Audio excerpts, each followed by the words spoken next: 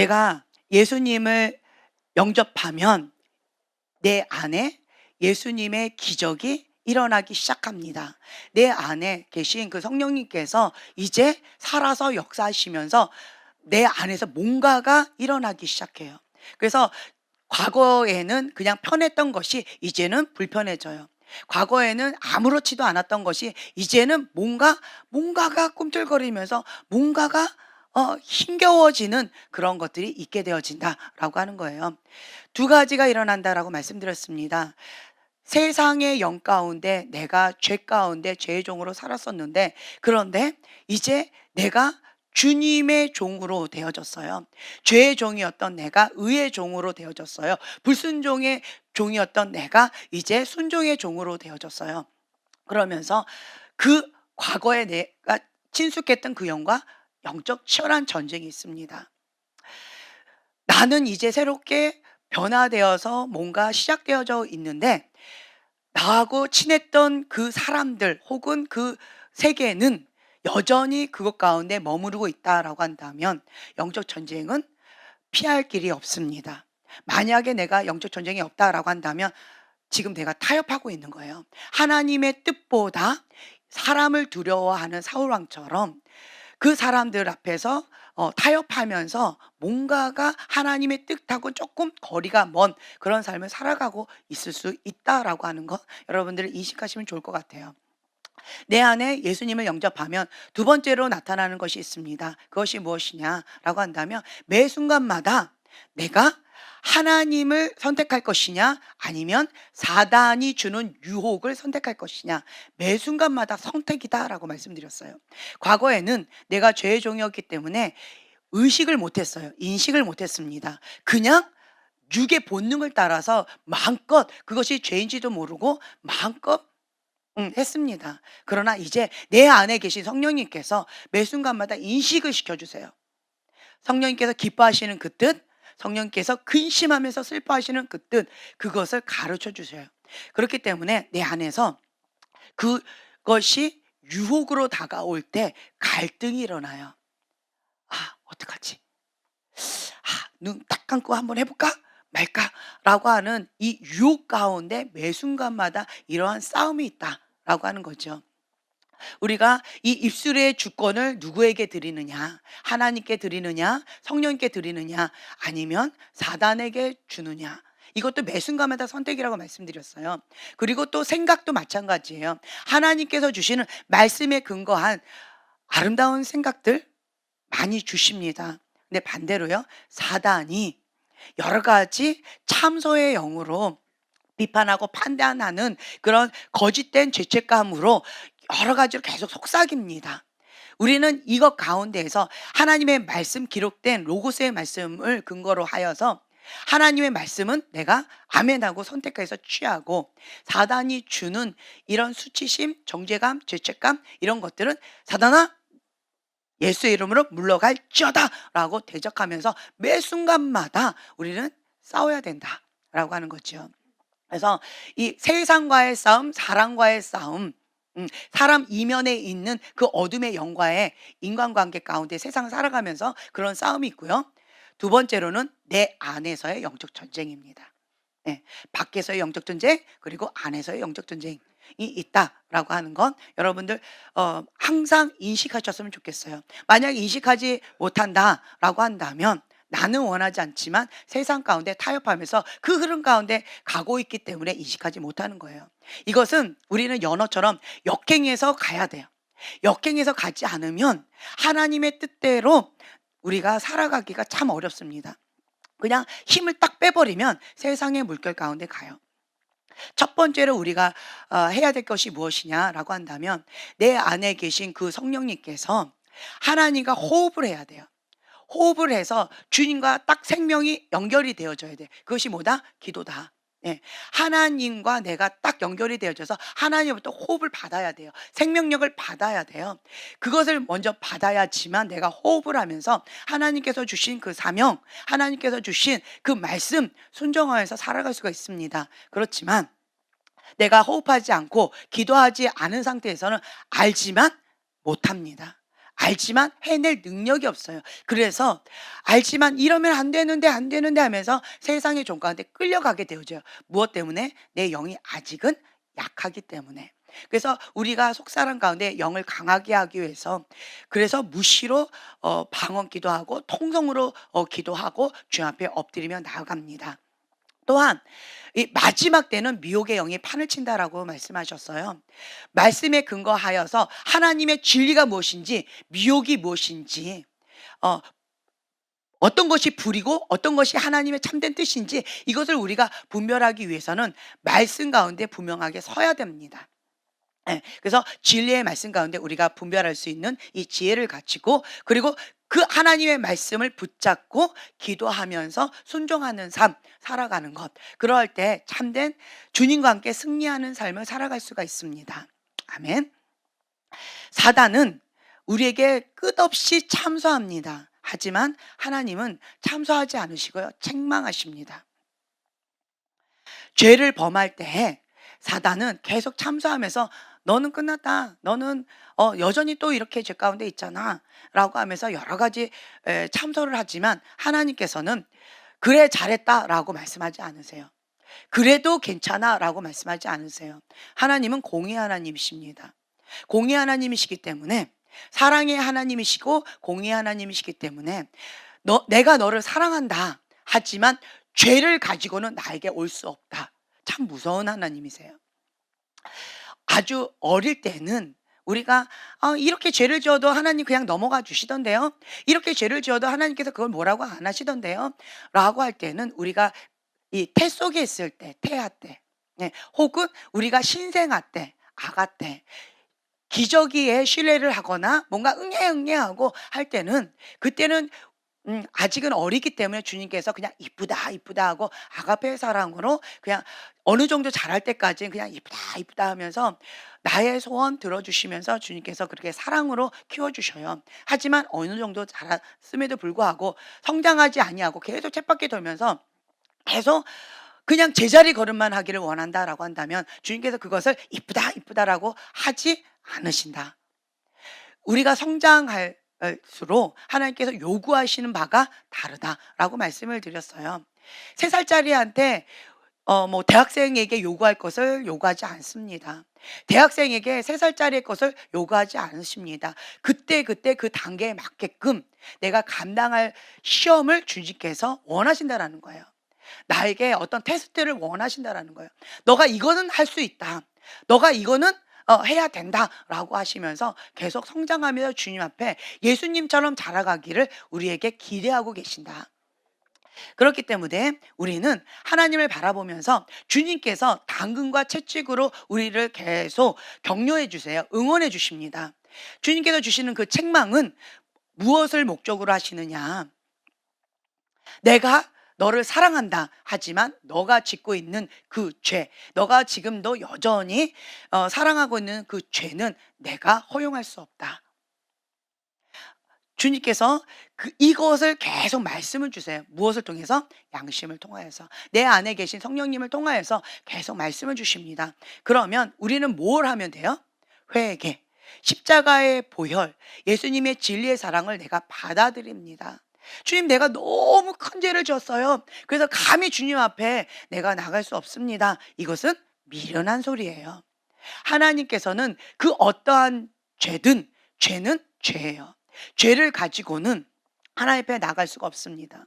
나는 이 정도 죄는 괜찮아 라고 생각을 할 수 있을 거예요. 하지만 하나님 입장에선 그것은 죄다라고 말씀하세요. 하나님께서 말씀하시는 그 죄를 가지고는 갈 수 없다. 사람들이 말하는 이거는 죄야 라고 말을 할 수 있겠지만 성령님께서 그것은 너가 회개했기 때문에 나는 그것을 잊어버렸다. 예수님의 보혈로 흰눈보다 더 깨끗하게 씻긴 바 되어졌기 때문에 나는 기억지 않다라고 하신다라고 한다면, 사람들이 아무리 죄다라고 말을 한다 할지라도 성령님께서 죄가 아니다라고 말씀하실 수 있다라는 거죠. 그러면 우리는 무엇을 따라가야 될까요? 예, 성령님의 말씀 가운데 순종해야 된다. 그래서 함부로 우리의 육의 눈으로, 우리가 갖고 있는 이 지식으로, 인간적인 생각으로 함부로 왈가왈부 할 수가 없다라고 하는 거예요. 지혜로운 자는 어떤 자일까요? 날마다 주님 앞에 씻는 거예요. 무엇으로? 진리의 사랑, 십자가의 사랑을 붙들고 예수님의 보혈로 흰누보다 더 깨끗하게 날마다 씻는 거예요. 그것이 번제단이에요. 번제단. 번제단 가운데에서 예수님의 보혈을 힘입어서 나를 번제물로 올려드려서 주 앞에 온전히 내어 드리는 거예요. 갈라디아서 2장 20절의 말씀이 번제단에 올려드리는 겁니다.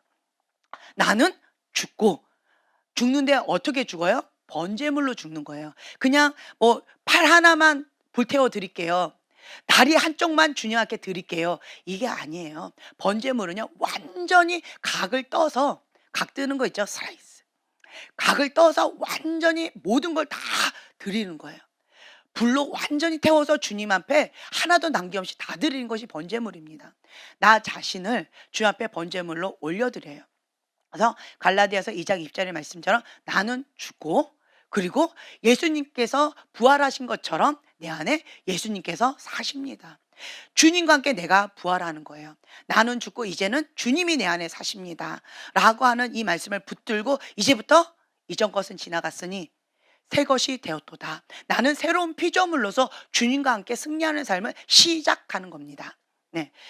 이제 번제물로 나를 드렸다라고 한다면 날마다 씻어야 되는데 어디에 씻느냐? 물두멍이에요. 물두멍. 물두멍 가운데 날마다 씻어요. 무엇을 씻어요? 이렇게 손을 씻는 거예요. 날마다. 예수님의 그 뜻과 그리고 세상의 그 뜻 혹은 내 뜻과 계속 충돌합니다. 성령의 소욕과 이 육신의 소욕은 날마다 이게 서로 대적하면서 싸웁니다.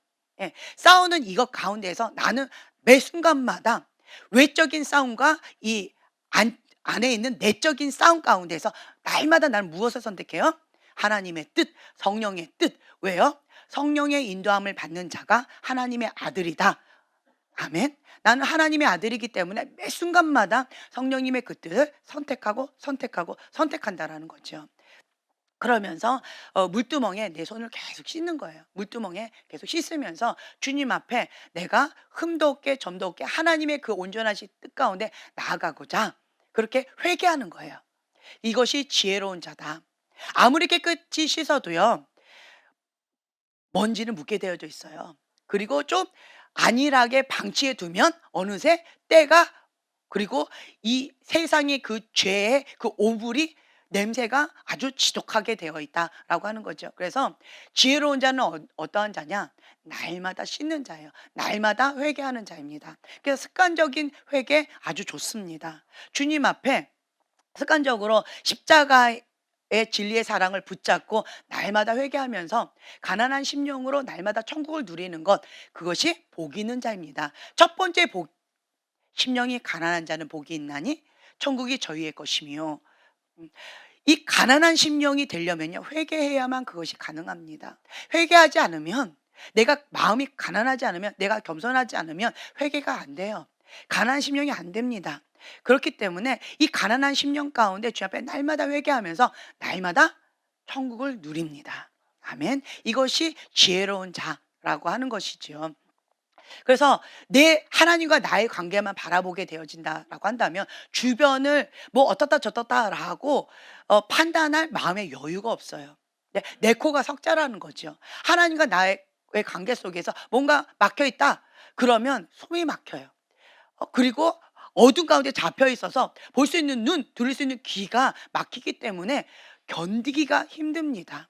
예. 그래서 내가 내 안에 계신 성령님께서 나를 인도해 주실 때마다 그 성령님께 민감하면서 나아갈 때 이렇게 성령님께 더 민감해진다라고 하는 거죠. 그런데 성령님과 상관없는 삶을 살아갈 때 둔감해진다. 그래서 나는 성령님께 둔감한데요. 이거는 별로 이렇게 자랑거리는 아니에요. 그렇다고 이것이 수치도 아니에요. 내가 만약에 둔감하다 할지라도 내 영은 민감해요. 무슨 말이냐라고 한다면요. 나는 좀 둔해요. 사람들이 뭐라고 얘기해도 좀 둔해. 그리고 뭔가 내 몸에 좀 둔해. 그런데 나는 이렇게 여전히 뭐 하고 있어요? 숨을 쉬고 있어요. 이거를 인식하면서 숨을 쉬고 있어요? 아니면 인식하지 않고 숨을 쉬고 있어요? 인식하지 않고 숨을 쉬고 있다. 라고 하는 거죠. 내가 인식을 민감해 가지고 내가 숨을 쉰다는 걸 매 순간마다 인식하는 사람도 있을 수 있을 것 같아요. 그리고 뭐 씻을 때마다 무슨 그 바이러스 이런 거에 민감해서 손을 깨끗하게 아주 구석구석 씻는 사람도 있을 수 있을 것 같아요. 하지만 그런 거는 둔감하지만 습관을 쫓아서 그렇게 씻는 것을 잘하는 사람도 있을 수 있을 거예요. 그래서 내가 영적으로 민감하다, 둔감하다라고 하는 그 부분은 내 안에 계신 성령님께 인도함을 받고 그 뜻 가운데 내가 순종하면서 살아간다면 나는 민감한 사람이에요. 하나님의 뜻 가운데 내가 나아가고 있는 자들이에요. 하지만 영적으로 민감해. 저 사람이 어떤 죄를 졌고 저 사람이 어떠한 어둠 가운데 있고 저기에 뭐가 어둠이 있고 나는 영적으로 굉장히 민감해 라고 말은 하지만 하나님의 뜻과 벗어난 삶을 살아간다라고 한다면 그런 사람을 성령님께 민감하다고 우리가 말하지 않습니다. 그렇기 때문에 우리는 성령님께 민감한 자로서 내 안에 계신 성령님께서 감동을 주시는 대로 민감하게 순종하면서 살아가는 삶. 그런 자가 영적으로 깨어있는 자다라고 하는 거죠. 볼 수 있는 눈, 들을 수 있는 귀가 있는 자가 지혜로운 자다, 복된 자다라고 하는 것이고, 그리고 회개의 영이 부어졌을 때 여러분 경험해 보셨을 거예요. 회개의 영이 부어지면요. 그전에는 그냥 아무 생각 없이 지나갔던 이 성경 말씀, 혹은 그전에는 아무 생각 없이 그냥 지나쳤던 그러한 것들이 이제는 깨닫게 되어져요. 예. 그러면서 '아 내가 아무 생각 없이 이런 죄를 졌네. 아무 생각 없이 이렇게 했었네. 내 안에 두 마음이 있었네. 내가 하나님보다 세상을 더 사랑하고 있었네.'라고 하는 이런 깨달음이 오게 되어져요. 왜 그럴까요? 회개의 영이 부어졌기 때문에. 왜 그럴까요? 내 안에 가난한 심령이 있기 때문에. 왜 그럴까요? 내 안에 천국이 임하고 있기 때문에 이렇게 내가 조금 더, 조금 더, 조금 더 민감해져 가게 되어진다라고 하는 것이지요. 예. 그래서 내가 영적인 것에 뭐 민감하다, 둔감하다 이것은 내 안에 계신 성령님께 얼마나 순종하면서 살아가고 있느냐 그것에 이렇게 포인트를 두시면 좋을 것 같아요. 여러분들은 지혜로운 자가 되시길 예수님의 이름으로 축복합니다. 네, 아멘. 성령님께는 민감하지만 사단에게는 둔감한 자가 되시길 예수님의 이름으로 축복합니다. 하나님의 그 뜻 가운데 민감해서 선에는 선, 그리고 하나님의 그 뜻, 의에는 더 민감하게 나아가는 거예요. 예. 하지만 반대로 악에 대해서, 세상에 대해서는 둔감한 것. 그것은 뭐 어린아이 같이 잘 몰라도 괜찮다라고 말씀을 주셔요. 그렇다라고 한다면 우리는 하나님 나라의 전문가가 되어지고요. 하나님에 대해서 전문가가 되어지고 하나님 사람에 대해서 전문가가 되어지는 것이 지혜롭다라고 저는 생각이 되어졌어요. 어, 진리와 불의가 있는데 계속 거짓의 것이 이거는 거짓이야. 이것은 불이야. 이거는 어둠이야라고 이쪽으로 파고드는 사람이 있는데 그것은 상처의 반응이다라고 저는 말하고 싶어요. 왜냐? 처음에는 이것에 대해서 막 파고들어서 했지만 결국 어떻게 되어지느냐? 바라봄의 법칙에 의해서 내 생각과 내 눈을 빼앗기게 되어져요. 그래서 지금 현재 이런 어둠이 있습니다. 이런 뭐가 있습니다.라고 계속 이것 가운데 파고들면서 이쪽으로 가게 되어지면 참 어려운 일이 발생할 가능성이 높다. 그래서 치유촉 사하시는 분 가운데에서 하나님 앞에 건강하게 사역하시는 분, 롱런하시는 분이 극소수예요. 왜 그러냐? 방금 이거에 바로범의 법칙에 의해서 시각과 이 생각을 빼앗기면 이 어둠 가운데 맞는데 자기는 어둠 가운데 가게 되어질 수 있다라고 하는 거지요. 그래서 우리는요. 이렇게 한다 할지라도 바로 어디로 와야 돼요? 나의 자리. 하나님께 초점. 그리고 하나님을 바라보고 하나님의 음성을 듣고 그리고 갔다가도 바로 다시 나의 자리로 와야 된다라고 하는 거죠. 우리는 십자가 앞에 내 삶을 드리고 하나님 앞에 사는 삶을 살아가는 거예요. 사단을 바라보면서 사는 삶은 하나님의 사람의 삶이라고 우리가 말하기가 참 어렵습니다. 네. 그래서 우리는 하나님 앞에 살아가는 삶. 네, 그럴 때 하나님께 더 민감하게 우리가 승리하면서 나아갈 수가 있다라고 하는 거죠. 하나님께서는 우리에게 책망을 주시는데 그것은 우리를 세우기 위해서 그리고 우리에게 소망과 피할 길을 주시기 위해서 우리를 책망하신다. 그래서 양심의 소리 가운데 그 책망의 소리 가운데 민감하게 되어지면 회개하게 되어진다라는 거예요. 네.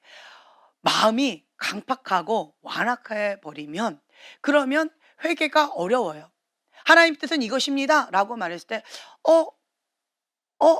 이러면서 그것을 돌이키기를 어려워하는 것은 왜 그럴까요? 마음이 완고해져서 그래요. 마음이 딱딱해져서 그래요. 너무나도 익숙하기 때문에 그것이 내 안에 완고한지 딱딱한지 완악한지조차도 인식을 못하는 거예요. 인식을 못하기 때문에 인정하기가 어려워요. 그러면 어떤 반응이 나타나느냐? 억울함의 반응이 나타나요. 억울해요. 하나님, 내가 이렇게 했는데 왜 하나님 이렇게 하세요? 라고 하는 가인의 분노의 반응이 딱 나오게 되어진다라고 하는 거예요. 우리는 옳고 그름에 대해서, 선악간에 대해서 따지는 것 하나님이 기뻐하지 않습니다. 그것은 인간적인 방법이에요. 하나님 앞에는 선악간에 옳고 그름을 따지는 것은, 그것은 죄다. 하나님의 뜻, 그것 가운데 모든 것을 다 맞춰야 돼요. 초점을 맞춰야 돼요. 예. 아, 하나님 뜻은 이겁니다. 지금 하나님 뜻에서 벗어났어요. 라고 한다면 어떻게 반응해야 돼요? 감사해야죠. 아, 내가 하나님 뜻인 줄 알고 막 가고 있었는데 이게 하나님 뜻 아니었네요. 아, 그랬군요. 감사합니다. 이게 정상적인 반응이 아닐까요? 그렇죠? 근데 대부분의 사람들은 그렇게 반응 안 해요. 왜 나한테 그래요? 내가 뭘 잘못했다고? 이러면서 이렇게 분노하거나 화를 내거나 뭔가 억울해하는 부정적인 감정으로 반응을 해요. 나보고 어떻게 하라고요? 뭐 이러면서 부정적인 반응으로 이게 뭐가 훅 올라오는 게 있어요. 이게 무슨 반응이다? 완고한 반응이다. 완악한 반응이다. 내 마음이 딱딱해졌구나. 그래서 하나님께서 진리를 말씀하셔도 내가 그것 가운데, 양심 가운데 책망을 받아들이기를 거부하고 오히려 완고하게 완악하게 주님을 간의 반응으로 그렇게 대적하고 있구나. 심각하구나. 이거를 깨달으셔야 돼요. 이것이 무엇이냐? 깨달을 수 있는 지혜가 있는 거예요. 볼 수 있는 눈, 들을 수 있는 귀가 있는 자다. 어린아이 같이 반응하는 자가 지혜로운 자입니다.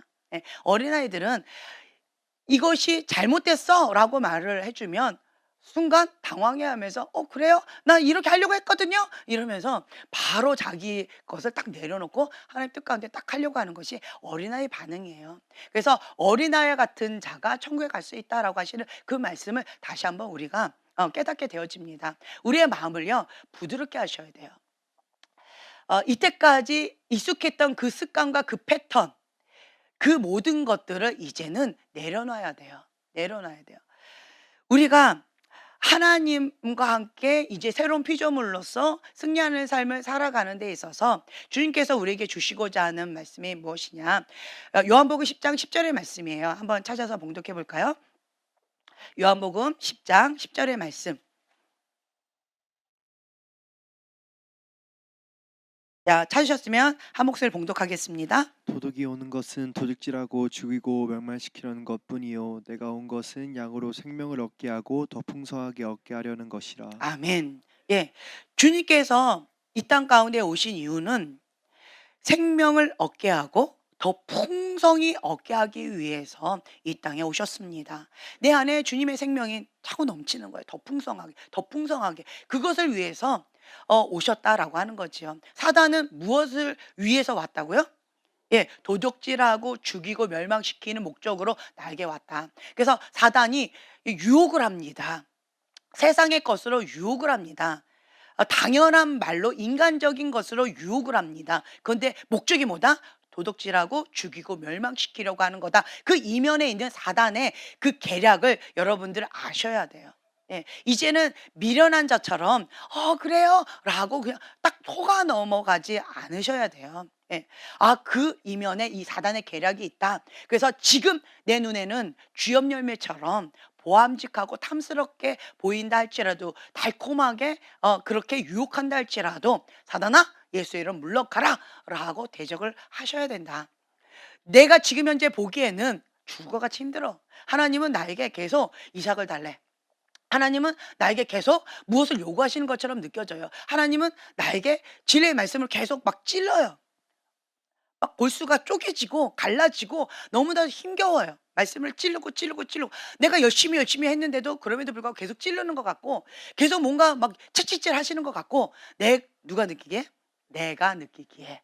예, 그렇게 느껴져요. 하지만 하나님의 뜻은 무엇이다? 생명을 주되 더 풍성히 주기 원하십니다.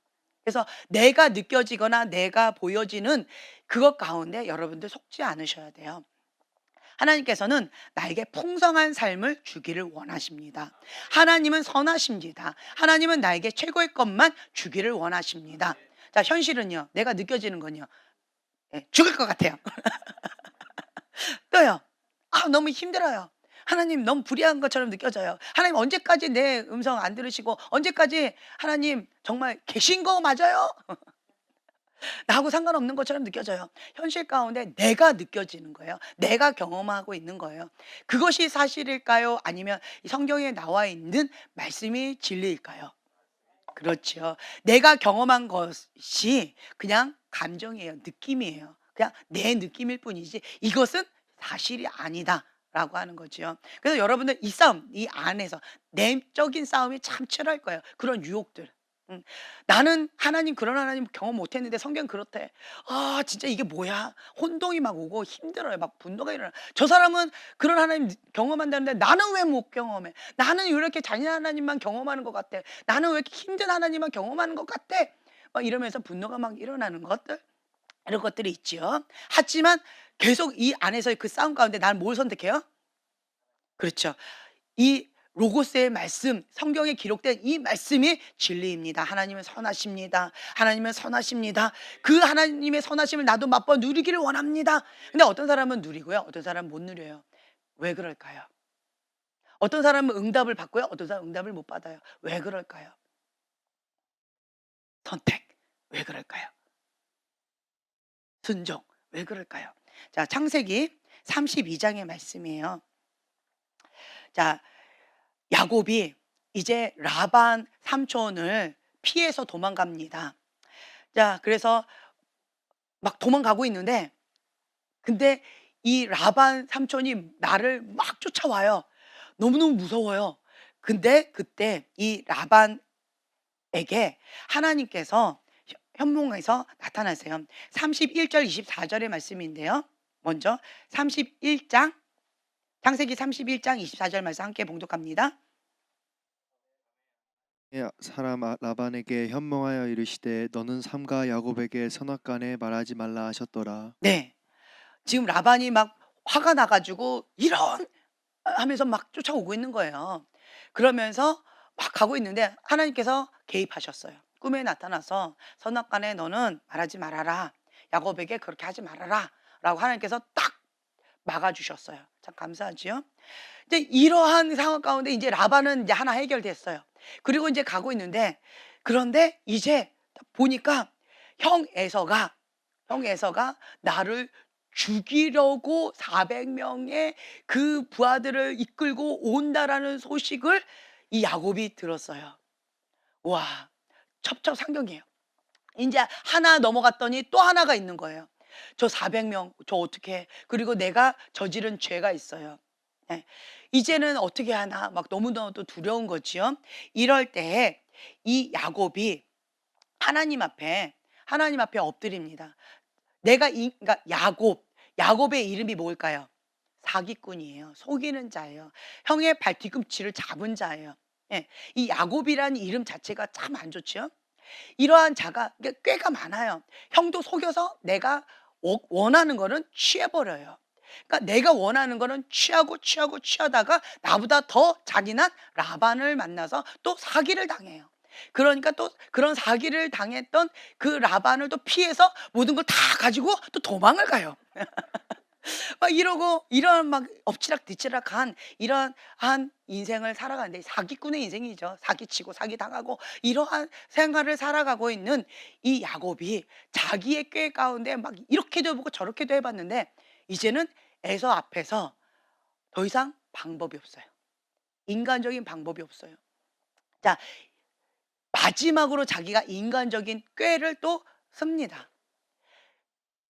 에서가 딱 등장을 했는데 근데 이제는 '내가 또 뭐가 있을까? 또 뭐가 있을까?'라고 했을 때 '아, 내 재산의 한 떼, 두 떼 나누어야 되겠다.' 그래서 한 떼를 이렇게 먼저 보냈는데 이걸 갖고 안 받으면 이 두 번째 두 떼도 보내고 요것도 안 받으면 내 처자식 보내고 근데 그 마지막에 라헬 그리고 마지막에 요셉 그리고 그 뒤에 요셉 뒤에 나 숨는 거죠. 그리고 얘네들 다 어떻게 처리할 동안 나는 어떻게 해요? 예, 주랭랑 치겠다. 이렇게 잔머리의 황제입니다. 할렐루야. 네. 이렇게 생각했던 이 야곱이 이렇게 계획을 다 짜놨어요. 그리고는 하나님 앞에 엎드립니다. 인간적인 계획을 짜놓고 하나님 앞에 엎드려요. 그러면서 하나님 앞에 이렇게 고백합니다. 32장 8절 이하의 말씀 함께 봉독하겠습니다. 이르시되 에서가 와서 한 때를 치면 남은 한 때는 피하리라 하고 야곱이 또 이르되 내 조부 아브라함의 하나님 내 이삭의 하나님 여호와여 주께서 전에 내게 명하시기를 내가 고향 내 족속에로 돌아가라 내가 내게 은혜를 베푸리라 하셨나이다. 나는 주께서 주의 종에게 베푸신 모든 은총과 모든 진실하심을 조금도 감당할 수 없사오나 내가 내 지팡이만 가지고 이 요단을 건넜더니 지금은 두 때나 이렇나이다. 내가 주께 간구하오니 내 형의 손에서 에서의 손에서 나를 건지옵소서. 내가 그를 두려워함은 그가 와서 내가 내 처자들을 칠까 겁이 나기 때문이이다. 주께서 말씀하시기를 내가 반드시 내게 은혜를 베풀어 내 씨로 바다를 셀 수 없는 모래와 같이 많게 하리라 하셨나이다. 네, 아멘. 자, 여기 보면은요, 이제 주저리 이제 얘기합니다. 인간적인 계획은 딱 해놓고, 이제 안전망을 하는 거예요. 인간적인 방법도 해놓고, 그리고 또 하나님 앞에 또 기도도 하고, 자, 이러면서 이 야곱이 얘기해요. 하나님께서 처음에는 내가 이 요단강을 건널 때는 지팡이 하나만 가지고 에서 형 무서워서 도망갔어요. 그런데 이제는 에서 형 앞에 나가는 데 있어서 이제는 두 때나 일어나이다. 내가 어마어마한 재산을 가지고 그리고 가족도 어마어마하게 많고 나는 혼자 갔다가 이제는 어마어마한 가족을 데리고 이렇게 오게 되었습니다. 주님께 축복을 주셔서 감사합니다. 자, 그리고 하나님께서 반드시 나에게 이러한 은혜를 베풀어 주신다라고 약속하셨습니다. 라고 하면서 12절의 말씀의 약속을 딱 주님 앞에 말씀을 드려요. 이제 그러면서 이제는 야곱이 이렇게도 해보고 저렇게도 해보고 하나님께서 뭔가 감동 주신 것도 없고 응답도 주시는 것도 없는 것 같고 어떻게 해야 될지 몰라요. 이제 해가 이제 딱 뜨면 에서를 만나야 되는 그 순간, 직면해야 되는 그 순간, 시간은 째깍째깍 오는데 하나님은 그 어떤 것도 움직이지 않으시는 것 같고 라반 삼촌처럼 어떻게 좀 막아주시든가 어떻게 좀 해주시든가 해야 되는데 하나님은 움직이시지 않는 것 같고 그리고 시간은 다가오고 그러자 어떻게 했느냐? 어 그 앞 그 22절 이하 한번 읽겠습니다. 밤에 일어나 두 아내와 두 여종과 열한 이를 인도하여 얌록 나루를 건널세 그들을 인도하여 시내를 건너가게 하며 그의 소유도 건너가게 하고 예, 여기까지요. 자, 밤에 일어났어요. 이제 잠을 못 자는 거예요. 그다음 날이면 에서를 만나야 되니까 잠을 못 자는 거예요. 그러니까 다 깨워요. 자기가 못 자겠으니까 다 깨워 버려요. 그리고는 이제 건너요. 야복 나루를 건넙니다. 건너는데 참 인간적인 머리로 계속해요. 자, 기도는 했어요. 하지만 인간적인 계획을 내려놨어요? 안 내려놨어요? 안 내려놨어요. 하나님 앞에 기도는 했어요. 근데 하나님 앞에 전폭적으로 신뢰했어요? 아니면 인간적인 머리를 지금 또 굴리고 있어요? 그렇죠. 딱 굴리고 있는 거예요. 야복강가를 건너긴 건너는데 누구를 건네요? 예, 자기 소유물 다 건네놓고 그렇죠? 그리고 자기 처자식 다 건네놓고 그리고 그 맨 뒤에 자기는 건너요 안 건너요? 안 건너요. 나는 못 건너겠다는 거죠. 하나님 앞에 기도는 했지만 하나님이 들어주세요라고 아주 간절하게 기도는 했지만 난 그래도 못 믿겠다는 거야. 하나님도 못 믿겠고 지금 현실 가운데 내 눈앞에 있는 이 상황 가운데 나는 나를 주님 앞에 온전히 내어드리지 못하겠다라고 하는 거예요. 그러니까 기도는 했지만 인간적인 머리로 계속 굴러가는 거예요. 내려놓지 못하는 거예요. 이 상황에서 내가 가지고 있던 인간적인 방법을 가지고는 하나님의 응답을 경험할 수 있다 없다? 없다. 두 마음을 가지고는 하나님을 경험할 수 있다 없다? 없다. 네. 하나님께서는요. 인간적인 방법으로 내가 꽉 쥐고 있으면 내가 움직이면 내 머리가 움직이면 내가 움직이면 하나님은 움직이세요? 아니면 기다려 주세요? 기다려 주신다. 기다려 주신다라는 거예요. 움직이지 않으세요. 그러면서 우리는 얘기해요. "왜 하나님 내가 이렇게 기도했는데 내가 밤을 지새서 이렇게 기도했는데 하나님 왜 안 들어 주세요?" 라고 우리는 얘기하지요. 그럼 주님께서 뭐라고 말씀하실까요? 그렇죠. "내려놔라. 네가 쥐고 있는 거, 네가 의지하고 있는 거 내려놔라. 네 패턴, 네 습관, 너가 의지하고 있던 이런 모든 것들 다 내려놔라." 이 말씀을 주셔요. 네. 그런데 그게 쉬워요, 어려워요? 어려워요. 쉽지 않습니다. 너무나도 어려워요. 하나님의 말씀, 하나님의 음성을 듣는 것이 참 쉽지 않습니다.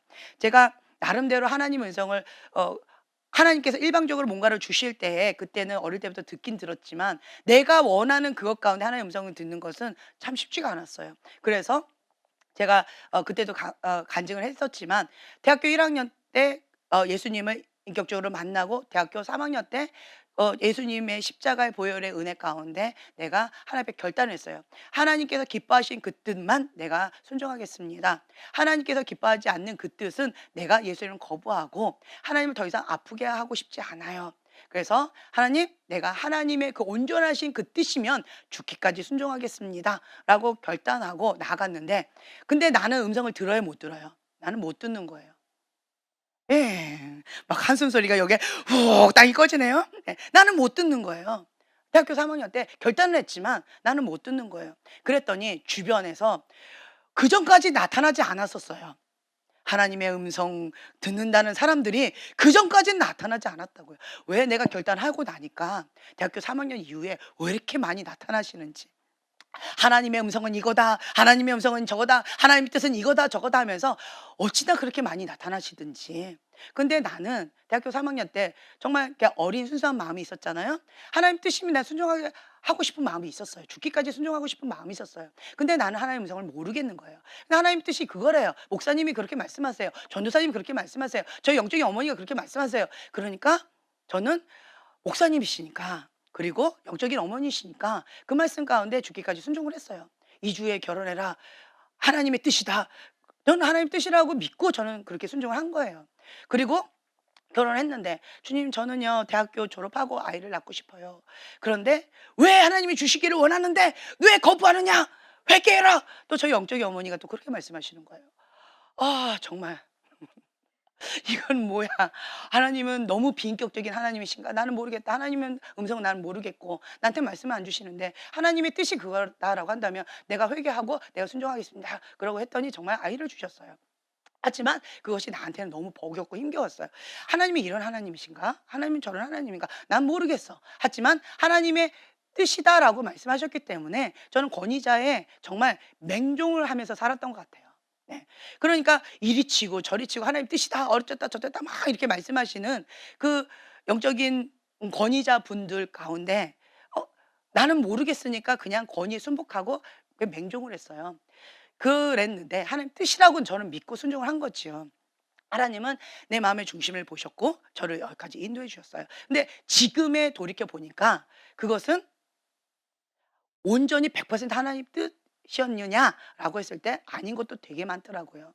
개인의 상처나 개인의 소견이나 개인의 어떠한 패턴 갖고 저 같은 영적인 어린아이에게 그렇게 막 강조해 가지고 이렇게 끌고 저렇게 끌고 이렇게 하셨더라고요.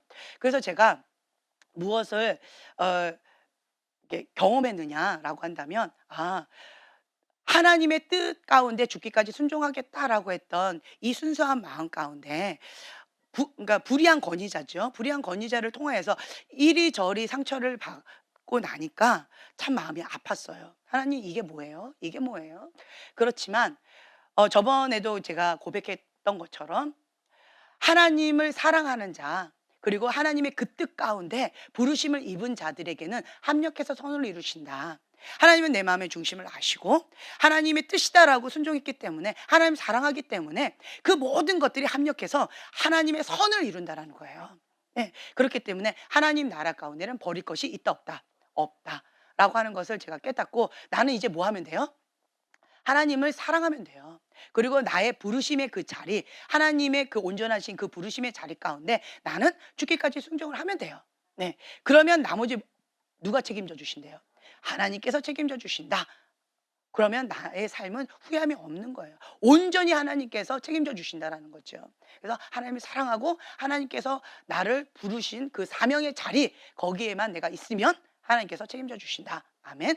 두려울 것이 없다라고 하는 거죠. 하지만 내가 권위자에 딱 위치해 있다 보니까 나의 말에 의해서 사람들이 이렇게 저렇게 혹시나 내가 받았던 그러한 여러 가지 아픔처럼 이렇게 저렇게 또 그런 피해를 또 혹시나 받을까 봐 두렵고 떨리는 마음이 좀 있었어요. 네. 그래서 제가 하나님 앞에 좀 제가 하나님의 말씀을 이렇게 전하는 데 있어서 좀 두렵고 떨리는 마음으로 조심하는 그런 게 생겼어요. 왜 그럴까요? 이러한 어려운 과정을 통하여서 제가 경험을 한 거예요. 만약 이런 어려운 과정을 경험하지 않았다라고 한다면 제가 만약에 이거 경험하지 않았다 그러면 하나님의 말씀을 전할 때 어떻게 전할까요? 쉽게 전했을 거예요. 아무 생각 없이, 아무 개념 없이. 그렇게 했었을 거예요. 하지만 내가 이런저러한 긍정적인 것 그리고 부정적인 것 다양한 것들 내가 경험해 봤기 때문에 그렇기 때문에 하나님의 말씀을 전할 때 두렵고 떨리는 마음으로 그리고 책임감을 좀 지게 되어지더라고요.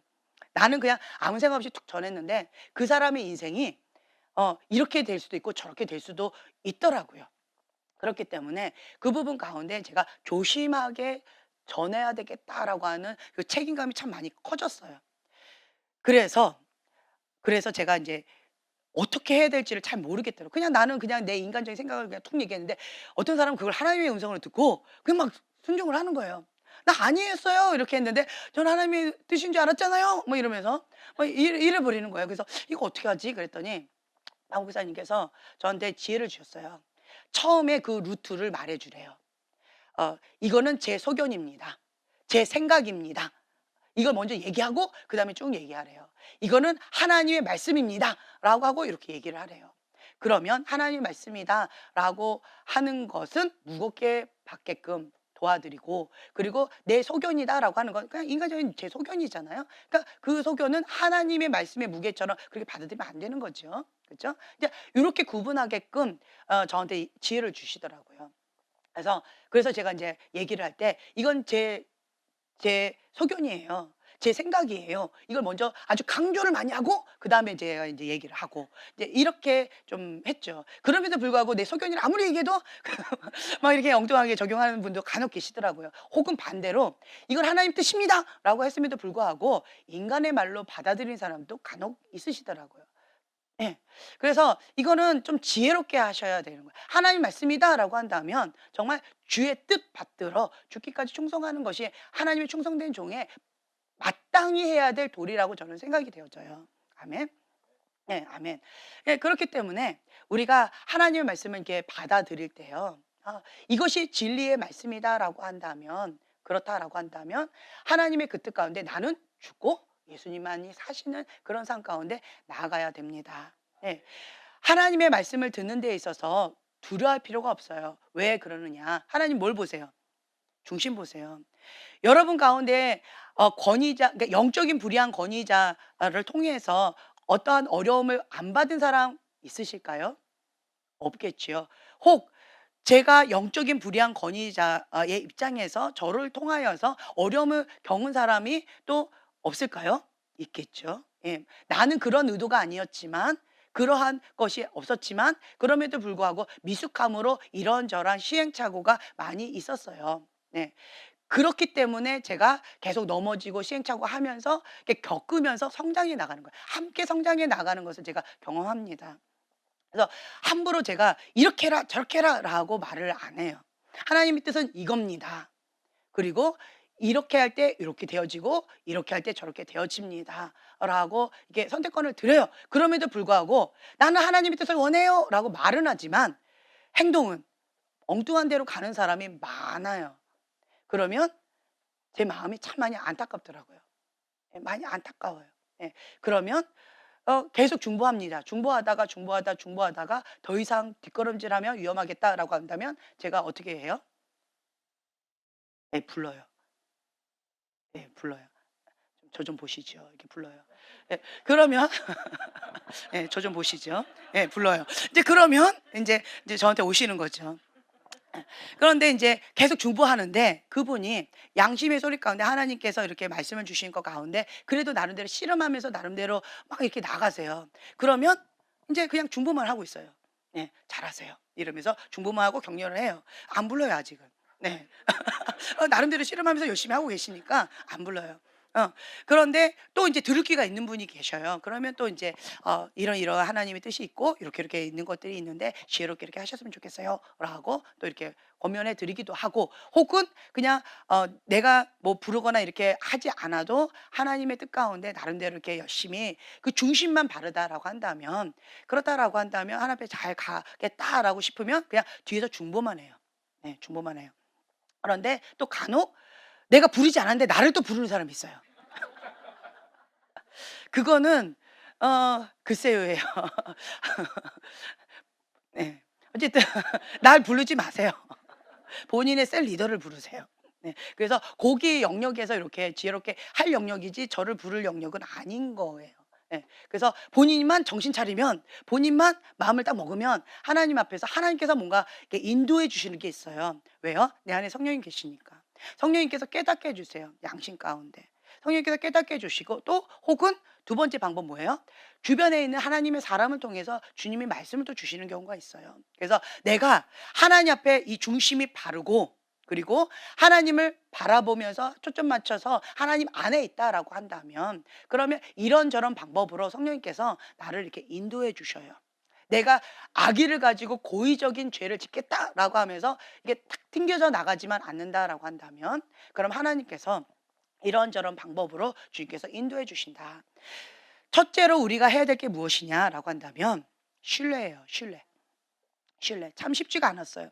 그래서 제가 주님, 제가 하나님 음성 듣고 싶은데 이런저러한 영적인 권위자분들이 "이게 하나님의 말씀이다. 이거 하나님의 말씀이다."라고 하는데 저는 그 말씀을 순종하는 게 너무나도 버겁고 힘겹습니다. 하나님은 너무 내 감정하고 상관없이 내 입장하고 상관없이 "무조건 이거 해. 지금 당장 해."라고 강요하시는 그러한 아주 무서운 엄한 하나님 처럼 제가 느껴져요. 하나님은 성경에 분명히 인격적이신 분이라고 했는데 내가 경험하는 내 주위에 있는 권위자분들은 너무 엄격하고 너무 무서워요. 이거 어떻게 해야 될까요? "주님, 나도 하나님 음성 듣고 싶어요." 라고 했어요. 근데 인제 저희 영적인 어머니께 제가 이렇게 말씀을 부탁을 드렸죠. 나 어떻게 해야 돼요? 나 어떻게 해야 돼요? 나 지금 현재 하나님 앞에 결단했고 나 뭔가를 헌신하겠다 했고 나 뭔가를 했는데 나 인제 어떻게 해야 돼요?" 그랬더니 그 영적인 어머니가 저한테 뭐라고 하셨냐면 아무 생각 하지 말고 아무 질문하지 말고 그러니까 사람한테 하지 말고 그냥 하나님만 바라보고 그 마음 중심 그거 그대로 유지하면서 하면서 예배 열심히 드리래요. 일상적인 생활 가운데 그냥 하나님 앞에 충성되게 내 맡은 바 최선을 다하면서 그냥 살래요. 언제까지요? 3 년이든 몇 년이든 살으래요. 3년 동안 본인한테 질문을 하지 마시래요. 예. 예, 그렇게 얘기를 하시더라고요 3년 동안. 그래 가지고 제가 그럼 3년 동안 어떻게 질문 안 하고 살아요. 그쵸? 그렇지만 3년 동안 질문하지 말고 그냥 그렇게만 하라고 해서 정말 그 부분에 대해서는 3년 동안 질문을 안 했어요. 예. 참 착하죠? 3년 동안 질문 안 하고 그냥 예배 열심히 드리고 그리고 나에게 맡겨진 일 가운데 그냥 최선을 다하면서 하나님 앞에 그냥 열심히 살았어요. 이제 그러면서 내 마음 가운데 갈급함이 있는데 주님 하나님 음성을 듣는 데 있어서 비워야 돼요. 내려놔야 돼요. 내가 인간적인 이 야곱처럼 내가 꽉 쥐고 있는 거예요. 내 계산, 내가 계획해 놓은 것들, 내 뜻, 내 소망, 내 인간적인 어떤 여러 가지들 이게 꽉 차 있는 거예요. 그러니까 이거가 안 내려져요. 그러니까 하나님의 음성을 내가 못 듣는 거예요. 그래서 제가 하나님 앞에 작정 기도를 했어요. 3년 동안 제가 작정 기도를 했어요. "하나님 저는요" 그러니까 딱 보면 벌써 된다 안 된다 그냥 바로 이성적으로 판단이 되는데 그리고 또 딱 보면 계산이 그냥 바로 되는데 그냥 암산이 쭉 돼 버리고 그냥 바로바로 되어 버리는데 이 머리가 그냥 컴퓨터로 확 돌아가 버리는데 근데 어떻게 이거를 멈춰요? 보면 그냥 되어지는데 그냥 알아지는데 이거 어떻게 이게 멈춰요? 인간적인 그 계산이 확 돌아가 버리는데 빌립처럼 확 돌아가 버리는데 이거 어떻게 멈춰요? 안 되는 거예요.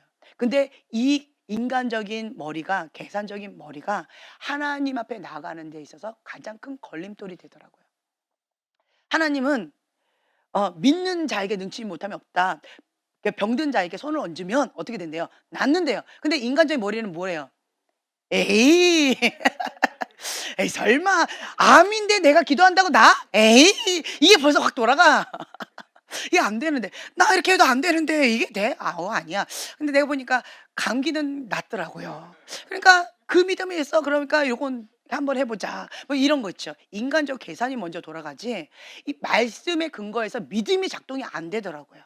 그래서 제가 3년 동안 작정하고 기도했던 게 그때 간증했던 것처럼 주님 제가 베드로처럼 단순 무식한 사람 되게 해 주세요. 주님 내 머리가 하나님의 믿음 생활에 있어서 너무 큰 걸림돌이 됩니다. 단순 무식한 사람 되게 해 주세요. 주님 내가 베드로처럼 단순 무식한 사람 되게 해 주세요. 3년 동안 기도했어요. 그랬더니 제왕절개를 이렇게 했는데 정말 얼굴을 봤는데 이름이 뭔지 기억이 안 나요. 우리 패밀리야라고 했는데 패밀리의 그 스펠링이 기억이 안 나는 거예요. 와 그리고 이걸 딱 뭔가를 계산하라고 이렇게 보여줬는데 머리가 갑자기 아픈 거예요. 이렇게 되어지더라고요. 예. 하나 낳고 둘 낳고 셋 낳고 그러니까 3번 이제 제왕절개 했잖아요. 그러니까 이제는 누가 나한테 뭐 계산하라고 짜증나. 그래서 너무 하나님께서 철저하게 들어 주셔서 조금 좀 적당히 들어 주시지. 뭐 이렇게 이렇게 될 정도로 제가 어떤 부분에 있어서 그랬는데 근데 지금 감사해요. 그러니까 주님의 말씀이 딱 임할 때에 과거에 이 머리가 그냥 확 돌아갔던 이게 인제 아니에요. 하나님 말씀이다라고 한다면 이게 돌아가려고 그러면 뭐부터 작동해요? 회개부터 작동해요. 아 믿음이 작동되어져야 되는데 인간적인 내 패턴 이때까지 했던 이 생활의 습관, 문화적인 어떤 그러한 것들, 익숙했던 그것들 이런 것들이 먼저 작동을 하니까 '이거는 아니다.'라고 하는 인식이 딱 되어지더라고요. 그러니까 뭐가 작동이 돼요? 믿음이 작동은 아직은 안 되고 회개가 작동이 되더라고요. "주님 제가 회개합니다." 믿음이 작동이 되어져야 되는데 그런데 이게 인간적인 것들이 작동이 되어졌던 "이거 주님 회개합니다."라고 하면서 "주님 나는 믿음의 사람이 되고 싶어요. 믿음의 사람 되고 싶어요. 믿음으로 반응하고 싶어요 주님." 하고 하면서 제가 계속 그렇게 기도했던 것 같아요. 예. 근데 인제는 이 머리가 작동이 딱 안 되어지고 예. 안 되어지고 그리고 이제는 믿음으로 이제는 작동이 되어지더라고요. 참 감사하죠. 어떡하나 이 남자들은 제왕절개도 할 수 없고. 근데 그거는 그냥 우스갯소리고요. 제왕절개했다고 이렇게 된 거라고 저는 생각되지 않고요. 저의 3년 동안 작정 기도했던 기도의 응답이라고 저는 봐요. 네. 제왕절개하지 않고도 이성 작동 멈출 수 있습니다. 믿음으로 작동할 수 있습니다. 아멘. 예. 내 믿음대로 될지어다요. 내 믿음대로 될지어다. 예. 그래서 여러분들은요. 먼저 내 것을 내려놔야 돼요. 인간적인 어떤 것들을 다 내려놔야 돼요. 내 것을 내어 드려야 비워야 하나님의 것을 받을 수가 있습니다. 내 것을 고집하고 있으면 하나님 뭐 하고 계세요? 기다리세요. 안 움직이세요. 안 움직이십니다. 네 보세요. 야곱. 아무리 애쓰고 막 발광을 하고 막 이렇게 해도 하나님 움직이세요? 안 움직이세요? 안 움직이세요. 잠잠히 하나님 없는 것 같아요. 잠잠히 계십니다. 그러니까 이 야곱이 자기가 할 수 있는 최선의 방법을 다 썼어요. 더 이상 없어요. 야복강가에 다 보내버리고 자기 혼자 야복강가에 남았어요. 이제는 인간의 한계를 딱 느꼈어요. 나는 아무것도 할 수 없다. 그때 천사가 나타나죠. 한 사람이 나타나요. 한 사람이 나타나서 자 24절 이하의 말씀 봉독하겠습니다. 야곱은 홀로 남았더니 어떤 사람이 날이 새도록 야곱과 씨름하다가 자기가 야곱을 이기지 못함을 보고 그가 야곱의 허벅지 관절을 치매 야곱의 허벅지 관절이 그 사람과 씨름할 때 어긋났더라. 그가 이르되 날이 새려하니 나로 가게 하라. 야곱이 이르되 당신이 내게 축복하지 아니하면 가지 아니하겠다 하겠나이다. 그 네. 사람 여기까지요. 네.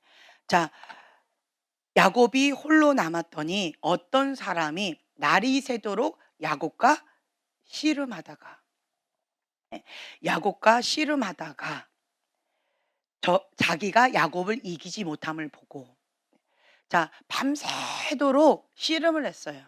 누가 그 결국 씨름한 거였어요? 이 야곱이 "나를 축복하지 않으면 나는 보내지 못하겠습니다. 나 축복해 주세요. 나 인제 죽겠습니다. 이제 이거 다 보냈는데 내 처자식까지 다 죽이고 나면 그 400 명이 부하가 에서랑 같이 와서 모든 것을 내가 갖고 있는 모든 걸 다 죽이고 나면 이제는 나한테도 올 건데 약복강을 건너서 나한테도 올 건데 그러면 나는 이제 죽게 됐습니다. 더 이상 나는 방법이 없습니다. 인간의 방법 이렇게 저렇게 다 해 봤어도 이제는 더 이상 할 게 없습니다. 당신이 나를 축복하지 않으면 나는 당신을 보낼 수 없습니다." 그러니까 어떤 마음으로 이 씨름을 했을까요? 그렇죠. 죽기 살기로 했죠. 예. '이거 내가 지면 죽는다. 이 마지막 기회다.'라고 하는 마음으로 그렇게 씨름을 했겠죠. 예. 만약에 인제 얘랑 나랑 싸울 때 누가 이길까? 아 무서워요. 뭐 누구랑 싸운다 할까요? 어쨌든 얘랑 어떤 애랑 싸울 때 너랑 다른 애랑 싸울 때 나랑 싸우지 말자. 얘랑 다른 애랑 싸울 때 좀 작은 애랑 싸울 때 힘이 별로 없는 애랑 싸울 때 근데 이 힘이 없는 이 아이가 정말 죽기 살기로 달려들면 누가 이길까요? 그쵸. 힘없는 아이가 이기겠죠. 이해하시겠어요? 얘는 죽기 살기로 싸우고 싶어요? 아니요. "너 왜 이래? 조그만 것이. 그만해. 형한테 까불지 마." 막 이렇게 나오겠죠. 그런데 그 아이는 형 죽든지 나 죽든지 하고 막 싸우는 거예요. 그러면 그 아이가 이기겠죠. 예. "죽기 살기로 달려드는 사람 이길 장사가 없다."라고 하는 얘기를 제가 들었어요. 그것처럼 이 야곱은 죽기 살기로 싸운 거예요. "너가 죽느냐 내가 죽느냐. 나는 이게 마지막 기회다." 정말 죽기까지 싸우는 거예요. 그러니까 이 천사가 '이길 수가 없다.'라고 하는 것을 깨달았어요. "놔라 인제. 너 인제 알았다. 너 인제 나 너랑 못 하겠다. 놔라. 축복하지 않으면 나는 놓지 못합니다. 축복하지 않으면 나는 이거 못 놓습니다. 나한테 뭔가 주셔야 돼요. 뭔가 응답하셔야 돼요. 하나님께서 축복하지 않으시면 나는 이제 끝입니다. 주님 손 내가 이거 놓으면 나는 죽습니다. 근데 나보고 이거 놓으라고요? 난 못 놓습니다. 못 놓습니다." 이러한 마음으로 야곱은 그렇게 매달린 거예요. 그러자 이 천사가 천사가 야곱한테 축복 주고 싶었어요? 안 주고 싶었어요? "야 놔라. 나 갈 거다." 이랬어요. 축복 주고 싶은 마음이 없었어요. 그런데 야곱은 막 매달린 거예요. 나 축복하시라고. 축복 안 하면 나 안 놓겠다고. 이랬더니 이분이 이렇게 말씀하시죠. 그 사람이 그에게 이르되 "내 이름이 무엇이냐?" 그가 이르되 "야곱이니이다." 자, 야곱 속이는 자, 사기꾼, 발 뒤꿈치를 잡은 자라는 뜻이에요. 그 이름값대로 그렇게 살았어요. 예. 그리고 지금도 그 방법대로 다 했는데 더 이상 방법이 없으니까 이제는 하나님 앞에 매달리는 거예요. 그러자 28절 이하의 말씀 봉독하겠습니다. 그가 이르되 내 이름을 다시 야곱이라 부를 것이 아니요 이스라엘이라 부를 것이니 이는 내가 하나님 및 사람들 겨루어 이겼음이니라. 아멘. 자, 너는 이제 더 이상 야곱이 아니다. 너는 더 이상 사기꾼의 삶을 살아가지 않을 거다. 사기치고 사기당하고 이러한 것 가운데 인간의 잔머리를 가지고 인간적인 방법으로 사는 사람 이제 끝이다. 너를 더 이상 야곱이라 부르지 마라. 이스라엘이라 부르라. 이스라엘은 뭐다? 하나님과 겨루어 싸워서 이겼다. 라고 하는 거죠. 밤새도록 씨름했던 그분이 누구라는 거예요? 하나님이라는 거예요. 하나님과 밤새도록 씨름했는데 하나님 응답 주시지 않으면 나는 하나님 못 놓습니다. 응답 주시지 않으면 하나님 못 놓습니다. 나 축복해 주시지 않으면 나 하나님 못 놓습니다. 라고 밤새도록 목숨 걸고 싸운 거예요. 그러자 하나님께서 응답해 주셨어요. 너는 이스라엘이라. 하나님과 겨루어 이겼다. 하나님과 겨루어 이겼다. 너는 이기는 삶을 살아갈 것이다. 과거에는 인간적인 것으로 사기꾼의 삶을 살았지만 이제는 누구와 함께? 하나님과 함께 살 것이다. 인생이 전환되어지는 시점이 되어졌어요. 만약에 이 야복강가에 이 씨름을 하지 않았다면 야곱의 삶은 어떻게 되었을까요? 인간적인 그 패턴을 버릴 수 있었을까요? 없었을까요? 없었어요. 인생의 전환점을 갖고 싶으세요? 그러면 이 야복강가의 씨름이 반드시 필요합니다. 제가 이제 뭐 얘기를 하다가 생각이 났어요. 어떤 사람은 응답을 받는데 어떤 사람은 응답을 받지 못해요. 근데 저 같은 경우는 응답을 받아요. 그게 첫 번째 응답이 뭐였냐면 대학교 1학년 때였어요. 주님, 다 친구들은 그 실전 신학 시간에 다른 친구들은 다 예수님을 경험했다라고 하고 예수님 십자가의 사건이 뭐가 있다라고 하지만 나는 없습니다. 나는 가짜 신학생입니다. 주님, 내가 뭡니까? 나는 이 가짜 신학생으로 그리고 거짓말을 레포트를 내야만 패스를 받는 이러한 가짜로 내가 졸업을 해야 됩니다. 그리고 이러한 가짜의 모습으로 내가 신앙생활을 해야 됩니다. 나 이대로는 못 살겠습니다. 가짜 인생 나는 못 하겠습니다. 나 나는 이렇게 사느니 죽겠습니다. 이런 마음이 좀 들었어요. 차라리 날 죽여 주세요. 이렇게 정말 야곱의 이런 심정이었던 것 같아요. 나 이것 갖고 나는 죽고 싶어요. 살고 싶지 않습니다. 가짜 인생으로 사느니 날 죽여 주세요. 이런 마음으로 제가 열흘간 작전 기도가 들어간 거예요. 그랬는데 이 마지막 열흘째 됐어요. 밤 10시예요. 몇 시간 남았어요? 2시간 남았어요. 주님, 너무하시네요. 주님, 내 작전 기도 했는데 2시간밖에 안 남았는데 아직도 응답 안 주시네. 정말 제가 그때 2시간 딱 시간을 보고 절망에 빠졌어요. 주님, 나보고 가짜로 살라는 말씀이십니까? 너무 잔인하시네요. 너무하시네요. 그래서 제가 주님, 그러면 나는 이대로 죽겠습니다. 그리고는 제가 이제 뭐 이렇게 끼니 금식도 하면서 그렇게 했었는데 문을 딱 잠가 버렸어요. 그리고 그냥 내가 금식하다 굶어 죽겠다라는 얘기죠. 금식하다가 응답 주실 때까지 이 방에서 안 나가겠습니다. 그러면서 문을 딱 잠가 버리고 주님 앞에 무릎을 딱 꿇고 막 기도를 했어요. 근데 딱 10분, 10시 10분이었어요. 10시 10분쯤 되니까 그때 환상 가운데 주님께서 십자가에 예수님을 만나게 해 주셨어요. 그것이 저희 인생을 다 바뀌게 되어졌어요. 예. 그리고 또 뭐 어쨌든 이렇게 제가 응답을 받기 시작했던 것 같아요. 그래서 저번에도 제가 간증했던 것처럼 금식이 들어간다라고 하면 저 같은 경우는 금식을 잘 못하는 사람이에요. 제가 과거에 금식을 10년 동안 진짜 밥 먹듯이 금식을 했거든요. 그랬더니 저보고 금식 좀 그만하래요. 나 금식하면서 딴 사람 밥은 못 차려주거든요. 나보고 본인 금식한다고 딴 사람도 굶어 죽일 거냐고 금식 좀 그만하래요. 근데 나는 금식 안 하면 못 살겠는데 어떡해. 막 그래서 금식을 막 이렇게 밥 먹듯이 하다 보니까 참 쉽지 않은 그런 시간 가운데 있었었는데 근데 금식을 못하는 사람이 그렇게 금식을 많이 했단 얘기죠. 어떤 마음으로 금식을 했느냐. 나는 금식을 못해. 한 끼도 못해요. 맛있는 걸 어떻게 참아요. 못해요.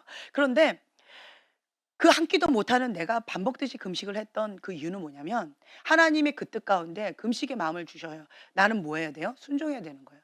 금식의 감동을 왜 이렇게 많이 주시는지 모르겠어요. 금식의 감동 안 받고 싶어. 근데 금식의 감동 자꾸 주셔요. 이런 거 저런 기도 제목을 가지고 하나님께서 계속 금식의 감동을 주시는 거예요. 근데 나는 금식을 못하는 사람이에요. 근데 금식을 해야 되는 감동이 있어요. 근데 하나님 뜻이면 난 뭐 하겠다 했어요? 죽기까지 순종하겠다고 하나님하고 약속을 한 거예요. 그래서 금식할 때마다 처음에 들어갈 때 저는 그렇게 기도하고 시작했어요. 주님, 전 금식하다 죽으면 죽으리이다. 진짜 그런 고백으로 금식에 딱 무릎을 꿇었어요. 하나님께서 나 금식 못하는 거 아시는데 금식하다가 죽으란 얘기시군요. 그러면 죽겠습니다. 라고 그냥 금식을 한 거예요. 그래서 저는 금식할 때마다 죽으면 죽으리라라는 각오로 이를 악물고 정말 그때 죽을 수도 있겠다라는 그러한 생각을 가지고 저는 금식을 했던 거예요. 그런데 지금까지 멀쩡하게 살아 있어요. 네. 그래서 제가 하나님 앞에 나아갈 때는요. 이 약복강가의 야곱의 그러한 마음으로 주 앞에 엎드리는 것 같아요. 예. 내가 제일 못하는 그 금식을 시켜서 그런 습관이 생긴 것 같아요. 주님 앞에 기도를 할 때는 정말 죽으면 죽으리라라는 그러한 각오로 주님 앞에 엎드려요. 기도 제목을 가지고 그리고는 주님께서 응답하시지 않으면 이거를 못 놔요. 왜요? 죽기 살기로 저는 기도하는 거기 때문에. 예. 그래서 그것을 응답받기 전까지는 이 손을 못 놓는 거예요, 야곱처럼. 이거 놓으면 어떻게 돼요? 난 죽어요. 그러니까 이거를 못 놓는 거예요. 그러면 응답을 받는다. 기도의 응답을 받지 못하는 것은 야고보 4장에 보면 2절에 2절 3절에 뭐라고 돼 있어요? 두 가지 나와 있어요. 너희가 응답을 받지 못함은 구하지 않음이요. 구하여도 받지 못함은 정욕을 따라서 구했기 때문이다. 나는 정욕을 따라 구한 게 아니에요 라고 한다면 그러면 구하지 않아서 그런 거예요. 나 구했는데요? 나 기도했는데요? 어떤 마음으로? 야곱처럼 구하지 않았다는 거예요. 그러한 마음으로 주님 앞에 간절하게 야복강가에 씨름하듯이 주님 앞에 기도하면 하나님께서 응답하신다. 네, 축복을 주실 마음이 없었어요. 그럼에도 불구하고 축복 주시지 않으면 나는 이 손 못 놓겠습니다 라고 하는 간절한 마음으로 그렇게 기도할 때 하나님께서는 축복을 주시는 거예요. 그럼 어떻게 된다? 이전의 삶을 이제 끊어지는 거예요. 전화위복되어집니다. 이전 것은 지나갔으니 보라 새 것이 되었도다. 과거에는 사기꾼의 삶을 살다가 이제는 하나님과 겨루어서 이겼다라고 하는 꽝꽝꽝 이긴 삶이에요. 하나님과 함께 하는 삶이에요. 그런 삶으로 바뀌었어요. 예, 그렇기 때문에 여러분들도요. 실제적인 이름이 바뀔 수도 있고요. 영적인 이름이 바뀔 수도 있고요. 예, 하나님과 함께 뭔가 야복강가에 씨름이 있다라고 한다면 이렇게 뭔가 큰 전환점이 반드시 있습니다. 아멘. 그래서 여러분들도 이걸 좀 붙잡고 기도하는 시간 좀 가졌으면 좋겠어요. 지금 좀 기도했으면 좋겠어요. 자, 물을 꺼주시고요. 주님, 제가 지금까지 나름대로 기도도 했고 구했고요. 그리고 정욕을 따라 구하기도 했고요. 그렇지만 주님, 저는 하나님 앞에 응답받는 기도를 하고 싶습니다. 하나님 앞에 응답받는 기도를 하는 자는 정욕을 따라 구하지 않는다라고 했습니다. 하나님의 뜻대로 구한다라고 했습니다. 그렇다면 나에게 하나님의 기도 제목 그것을 붙잡고 기도하는 지혜로운 자가 되기를 원합니다. 두 번째로요. 구하는 자는 받는다라고 했어요. 찾는 자, 두드리는 자, 자꾸 구하는 자 반드시 얻는다라고 말씀하셨습니다. 근데 왜 저는 얻지를 못했을까요? 야복강가에 이 야곱처럼 제가 죽으면 죽으리라 라고 하는 그런 각오로 구했는지 저 자신을 한번 되돌아보는 시간을 갖기를 원합니다. 주님, 나에게 이 믿음을 더하여 주시옵소서. 주님께서 축복하지 않으시면 나는 이 손을 놓지 못하겠습니다. 주님께서 내 인생 책임져 주시지 않으면 나는 이 손 못 놓겠습니다. 주님께서 나를 사로잡지 않으시면 그러면 난 이 손 못 놓겠습니다. 성령님, 온전히 나에게 오셔서 사로잡아 주셔서 하나님과 동행하는 삶, 하나님 안에서 승리하는 삶 살아갈 수 있도록 여호와 니시 하나님, 그 하나님 날마다 경험하면서 주님과 동행하는 삶 살 수 있도록 주님 축복하여 주시옵소서. 우리가 사모하면서 주여 3번 부르짖고 기도하겠습니다.